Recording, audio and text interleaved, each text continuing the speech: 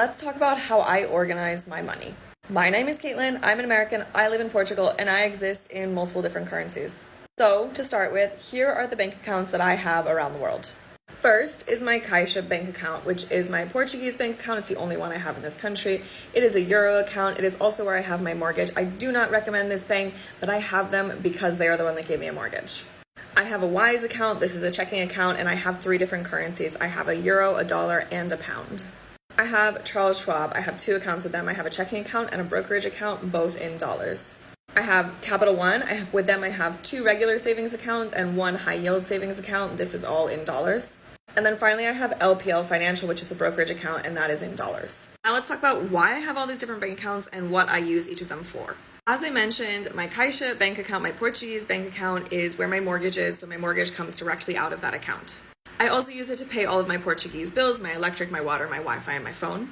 And then I also use it to pay for local services that I use. For example, my therapist, my Portuguese teacher, my riding, and my manicures. That's pretty much it. I do not keep extra money in there. I move money in every month to cover my expenses, and that's it. This is the only account that I have that has a fee. My Wise accounts are where I get paid. Because this is the easiest and the best place to exchange money if needed, I just get all of my payments here. I get paid in euros and dollars, sometimes in pounds, sometimes even Australian dollars. And so I take all of that, I do an assessment at the end of the month, and I figure out where it all needs to go. I exchange it if needed, and I send it to those bank accounts. Oops, I just realized I totally forgot about my PayPal accounts. So on PayPal, I have both a business and a personal account. Through my business account, I can accept payments via credit card. This is specifically for my online English lessons. And then I pay myself out from my business account into my personal account. I also do have some clients who pay directly into my personal account for writing or editing services. And then from there, I send my PayPal balances from my personal account into my bank accounts where I need them. Okay, Charles Schwab. So my checking account I use to pay my US credit card balances. I don't generally carry a lot of extra balance in this account, but I do keep a little bit in case I need to take out money in Portugal. And some people might say, why wouldn't I keep extra money to take money out from an ATM in my Portuguese bank account? And the reality is that I have to transfer so much money between currencies anyways, that it makes more sense for me to keep things in Charles Schwab account where at least it's earning a little bit of interest. There is no interest on my Portuguese bank account.